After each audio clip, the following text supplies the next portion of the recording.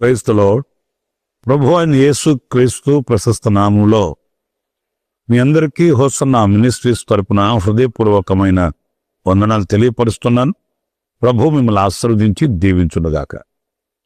గురువార పరిశుద్ధ గ్రంథంలోంచి ఈరోజు ఒక చక్కటి విషయాన్ని మనం ధ్యానిద్దాం.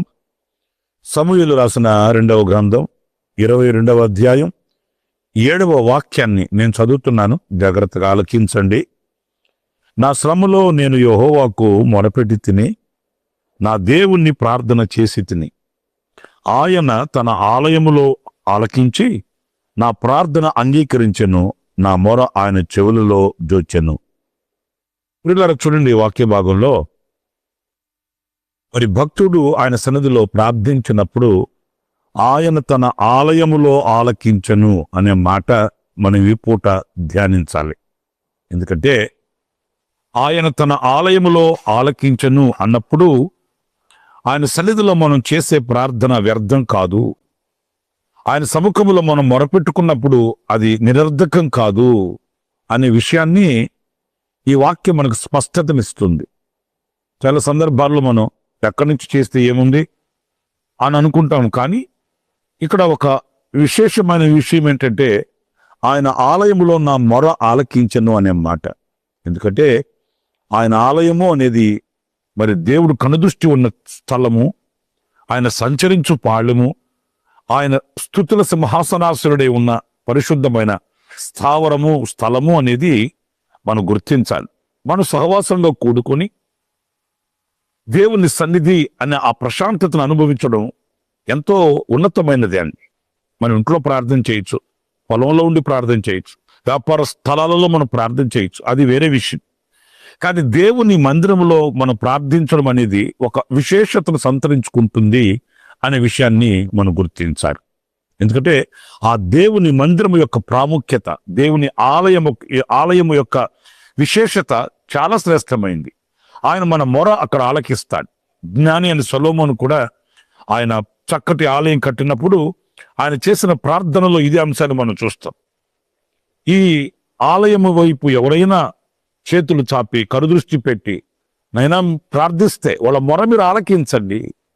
ఈ మందిరం వైపు తిరిగి ఎవరైనా కన్నీళ్లు కారిస్తే వాళ్ళ యొక్క కన్నీళ్లు మీరు తొడవండి, వాళ్ళ మనవులను మీరు ఆలకించమని ప్రార్థించిన ప్రార్థన మనకు విదితమే. కనుక ఇక్కడ దేవుని ఆలయములో ఆయన నా ప్రార్థన ఆలకించడు అనే విషయాన్ని మనం గుర్తిస్తాము.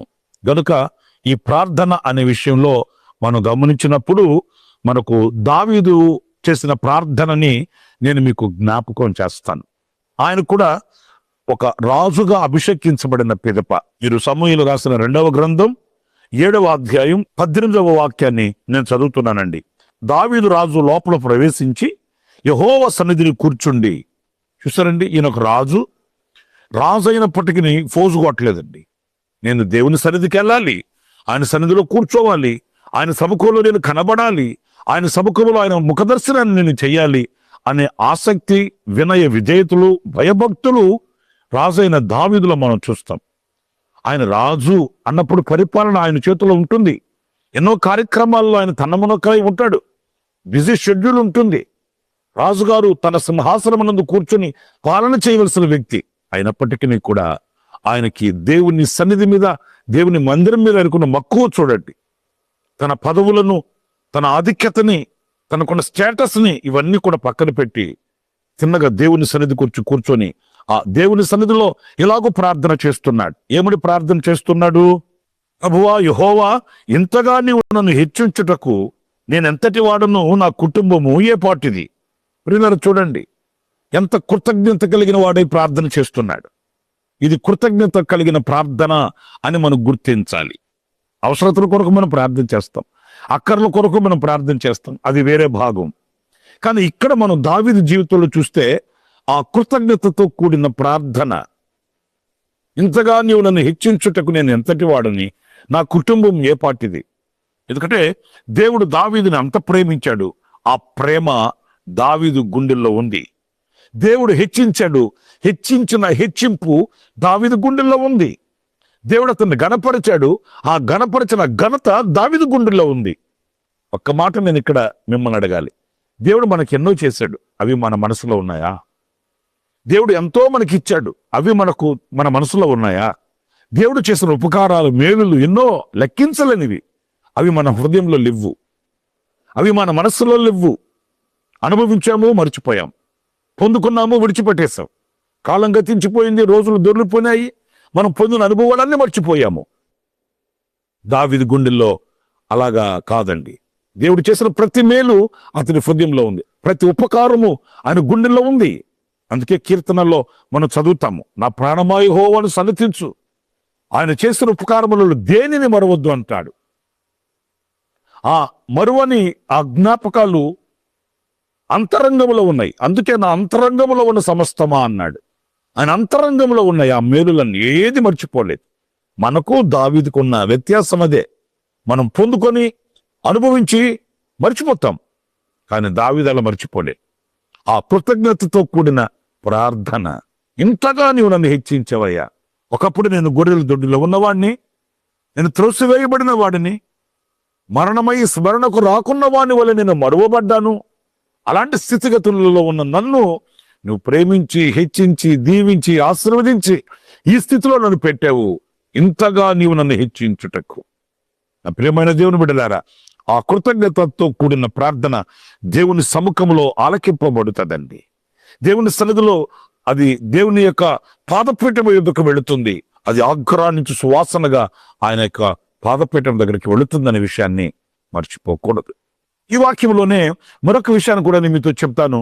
ఈ 7వ అధ్యాయం 28వ వాక్యాన్ని నేను ఒకసారి చదువుతాను, జాగ్రత్తగా ఆలకించండి. యెహోవా నా ప్రభువా, మేలు చేయుదునని నీవు నీ దాసుడనైన నాకు సెలవిచ్చుచున్నావే. నీవు దేవుడవు గనుక నీ మాట సత్యము. దయచేసి నీ దాసుడనైన నా కుటుంబము నిత్యము నీ సన్నిధిని ఉండునట్లుగా దానిని ఆశీర్వదించుము.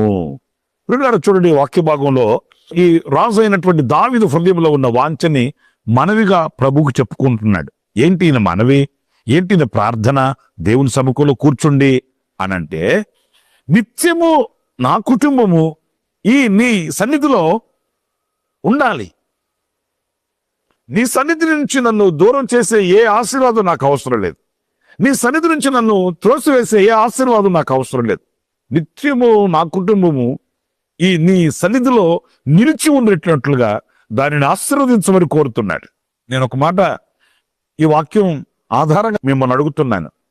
ఆయన సన్నిధిని వేడని ఆశీర్వాదం నాకు కావాలని కోరుకుంటున్నామా? లేకపోతే ఆయన సన్నిధి దూరమైన పర్లేదు, నాకు మంచి ఘనత కలిగిన అనుభవాలు కావాలని ఆశిస్తున్నామా? లోక సంబంధమైన ఘనతలు మనకు కావాలనా? ఆత్మ సంబంధమైన దైవ సన్నిధి మనకు కావాలనా?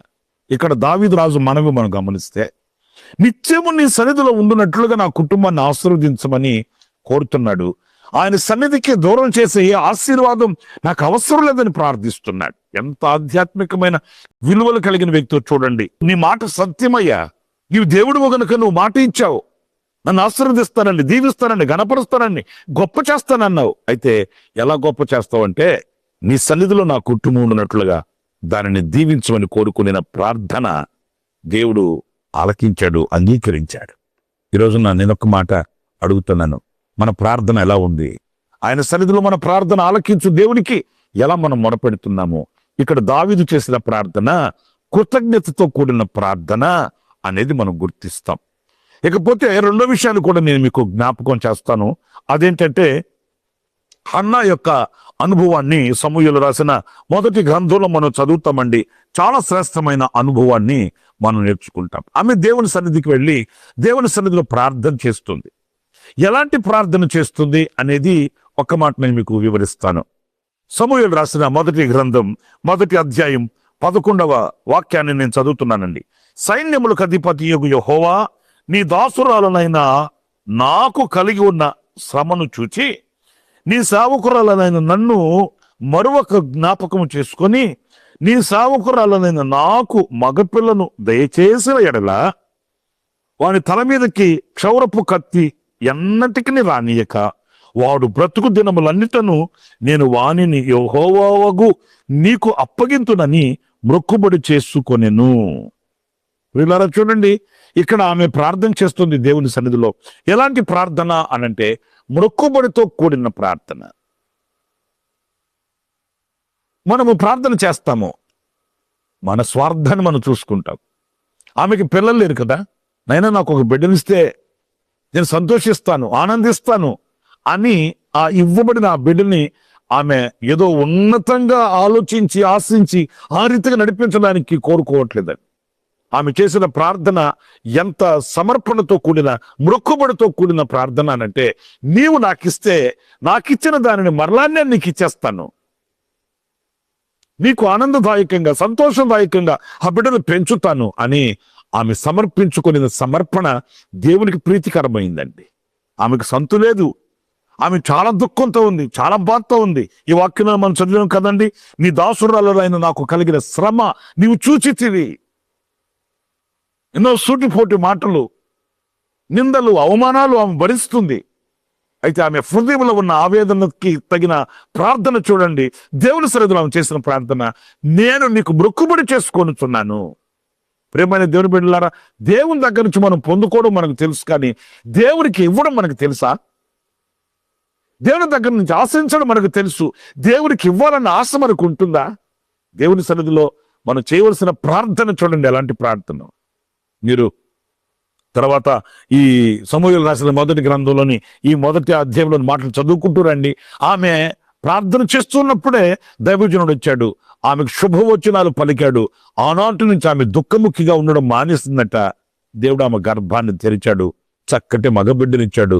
ఇశ్రాయేలీయులకు ప్రవక్తగా సమూయేలు వచ్చాడు.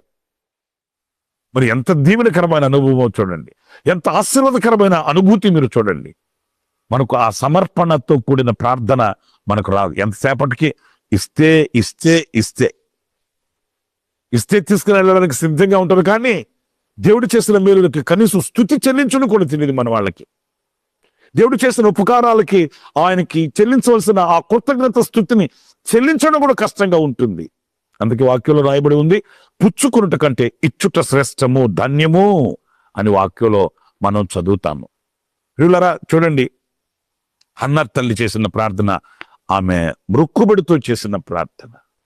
ఏదో మొక్కుబడి అని ఏదో తల వెంట్రుకలు చేయాలని కానీ, లేకపోతే ఏదో కొన్ని తీసుకుని ఆయన సన్నిధిలో అప్పగించేయాలని అట్లా కాదు. హృదయంలో ఆ కృతజ్ఞతతో, లేకపోతే దేవుని మీద ఉన్నటువంటి అచంచలమైన ప్రేమతో హృదయార్పణ మనకు ఆశీర్వాదాన్ని తీసుకుని వస్తుందండి. నేను ఈ మాటను కూడా ఎందుకు మీకు జ్ఞాపకం చేయవలసి వస్తుందంటే, కయ్యూను హేబేలు అనే వారి యొక్క చరిత్రలు మనకు బాగా తెలుసు. ఒక అర్పణ మాత్రమే దేవుడు అంగీకరించాడు, ప్రీతికరమైంది. మరొకని అర్పణ ఆయన అంగీకరించలేదు, ఎందుకంటే అది హృదయార్పణ కాదు, హృదయంలో నుంచి వచ్చిన సంతోషదాయకమైన అర్పణ కాదు, ఏదో ఇవ్వాలన్న ఆచారంతో. అలా కాదండి. ఏ చిన్నది ఇచ్చినా అది హృదయపూర్వకంగా మనం ఇవ్వాలి. ఏ చిన్నది ప్రభుకి అప్పగించినా, ప్రభుకి సమర్పించిన శ్రేష్టమైనదిగా ఉండాలి, ఘనమైనదిగా ఉండాలి, అది దేవునికి ప్రీతికరంగా ఉండాలి. అలాంటి అర్పణతో కూడిన ప్రార్థన మనకు జవాబును తీసుకుని వస్తుంది. ఆయన సన్నిధిలో ఆయన ఆలకిస్తాడు, మనకు మేలు కలుగుతుందనే విషయాన్ని మనం గుర్తించాలి. ఆఖరిగా ఇంకొక చిన్న విషయం కూడా నేను మీకు జ్ఞాపకం చేస్తాను. అది అబ్రహాము చేసిన ప్రార్థన. మీరు అబ్రహాము చేసిన ప్రార్థనని ఆదికాండం 18వ అధ్యాయంలో మీరు చదువుతారండి. ఈ చరిత్రలో నేను మీకు కొన్ని విషయాలు జ్ఞాపకం చేస్తాను. అదేంటంటే, ఈ 18వ అధ్యాయంలో దేవుడు అబ్రహాంతో చెప్పాడు సొదొమ గొమొర్రా పట్టణాన్ని గూర్చి. చెప్పినప్పుడు అబ్రహాం ఆ మాటలు విని మౌనంగా ఉండిపోలేదండి. దేవుడు నిర్ణయించిన తర్వాత మనం ఏం చేస్తాం? ఆయనకి ఇష్టమైన తర్వాత మనకు కష్టం అంటే ప్రయోజనం ఏంటి అని మౌనంగా ఉండిపోలేదు. రెండవది ఏంటంటే, తనను విడిచిపెట్టి, ఒక విధంగా చెప్పాలంటే తనకు ద్రోహం చేసి, బంధాన్ని పటాపంచలు చేసుకొని దూరమై వెళ్ళిపోయిన లోతు ఆ సొదొమ గొమొర్రాలో ఉన్నాడు. ఇప్పుడు దేవుడు ఆ సొదొమ గొమొర్రా పట్టణాన్ని గురించే మాట్లాడుతున్నాడు. అన్నప్పుడు అబ్రహాము, నన్ను విడిచిపోయిన వాడికి ఈ గతిగా ఇంకే గతి పడుతుంది? నాతో సహవాసాన్ని తుంచుకొని అహంకారపు మత్తు, డబ్బు, ఎత్తు ఊరేగిస్తుంటే గర్వమని గుర్రమెక్కి ప్రయాణం చేస్తాడా లోతు? మరి నాకు దూరమైపోయి, నా ప్రేమకు దూరమై, నా గుండెల్లో వేదనను మిగిల్చిన లోతుకి ఈ గత్యంతరంగా ఏం జరుగుతుంది? అలాగే జరగాలి అని అలా ఆలోచించిన వాడు కాదు. ఎంత మంచి మనసో! దేవుడు సొదొమ గొమొర్రా పట్టణాన్ని గురించి మాట్లాడినప్పుడు అబ్రహాము, మీరు తర్వాత చదవండి తర్వాతను ఈ 18వ అధ్యాయం 20వ వాక్యం దగ్గర నుంచి చదువుకుంటూ వెళ్తున్నప్పుడు బతిమాలుతున్నాడు. 50 మంది ఉంటే, 20 మంది ఉంటే, 10 మంది ఉంటే కాపాడుతావా, రక్షిస్తావా, తప్పిస్తావా ఆ సొదొమ గొమొర్రా పట్టణాన్ని? నా ప్రియమైన దేవుని బిడ్డలారా, భారముతో కూడిన ప్రార్థన, చింతనతో కూడిన ప్రార్థన. ఈ రోజున చూడండి, ఎందరో నశించిపోతున్నారు, ఎందరో లోకంలో దేవుడికి దూరం అయిపోతున్నారు. కానీ ఆ భారం మన గుండెల్లో ఉంటే దేవుని సన్నిధిలో మనం చేసే ప్రార్థన ఈ రీతిగా ఉంటుందండి. అబ్రహాము దేవుని సన్నిధిలో ఆ భారంతో కూడిన ప్రార్థన, అయ్యా నేను బతిమాలుకుంటున్నా, తెగించి ఇంకొక మాట అడుగుతున్నా, సాహసించి ముందుకు వస్తున్నాను. దేవుని మనసు అబ్రహాములో మనకు కనిపిస్తుందండి. ఆ విశాలమైన హృదయం కానీ, కనిగుడంతో కూడిన మనసు కానీ, భారంతో కూడినటువంటి మాటలు కానీ, అయ్యో నశించిపోతున్నారే, అయ్యో పాడైపోతున్నారే, అయ్యో దేవునికి దూరం అయిపోతున్నారే, అయ్యో అగ్నికి ఆహుతి అయిపోతున్నారే అనే ఆ చింతన, భారం అబ్రహాం గుండెల్లో మనం చూస్తామే. క్రైస్తవ కుటుంబాలుగా ఉన్న మన కుటుంబాలు ఎన్ని కుటుంబాల కొరకు ప్రార్థన చేయగలుగుతున్నాయి? ఎన్ని కుటుంబాలకు ఆశ్రయంగా ఉండగలుగుతున్నాయి? ఎన్ని కుటుంబాలకు ఆశీర్వాదకరంగా ఉండగలుగుతున్నాయి? ఒకసారి మీరు వివేచించండి. కనీసం మీ ప్రక్కన కుటుంబీకులు ఉన్నారు కదా, మీ ప్రక్కింటి వాళ్ళు ఉన్నారు కదా, కనీసం వారి రక్షణ కొరకైనా మీరు ప్రార్థన చేయగలుగుతున్నారా? మీ ఇరుగు పొరుగు వారి కొరకైనా మీరు ప్రార్థన చేయగలుగుతున్నారా? ఈరోజున్న పరిస్థితులు మన కళ్ళతో మనం చూస్తున్నాం. భయంకర రూపము దాల్చిన పరిస్థితులు మనకు కనిపిస్తున్నాయే. మరి ఇలాంటి కష్ట పరిస్థితులలో అయ్యో ఈ ప్రజల కొరకు నా కర్తవ్యం ఏంటి, నా బాధ్యత ఏంటి? ఇంకా కాస్త నేను చొరవ తీసుకుని మాట్లాడాలంటే, రక్షించబడని ప్రభుని ఎరుగని వారు మన ఇంట్లోనే ఉన్నారు, కానీ వారి కొరకు మనం ప్రార్థించే పరిస్థితులు లేము. మన రక్త సంబంధికులలోనే ఉన్నారు, మన తోబుట్టువుల్లోనే ఉన్నారు, మనల్ని కన్నవాళ్ళు ఉన్నారు, కానీ వారి కొరకు మనం ఏం చేయగలుగుతున్నాం? భారంగా ప్రార్థన చేయగలుగుతున్నామా? కన్నీళ్లు కార్చగలుగుతున్నామా? అబ్రహాము కదా ప్రభు సన్నిధిలో తెగించి చొరవ తీసుకుని మాట్లాడినట్లుగా ప్రభుని అడగగలుగుతున్నామా? ప్రియమైన దేవుని బిడ్డలారా, భారముతో కూడిన ప్రార్థన అబ్రహాం చేసింది దేవుడు ఆలకించాడు. మొక్కుబడితో చేసిన ప్రార్థన, హన్నా చేసిన ప్రార్థన ప్రభు ఆలకించాడు. కృతజ్ఞతతో దావీదు చేసిన ప్రార్థన దేవుడు ఆలకించాడు. ఈరోజు మనం ఎలాంటి ప్రార్థన చేస్తున్నాము ఆలోచించవలసిన విషయం అండి. అందుకే మనం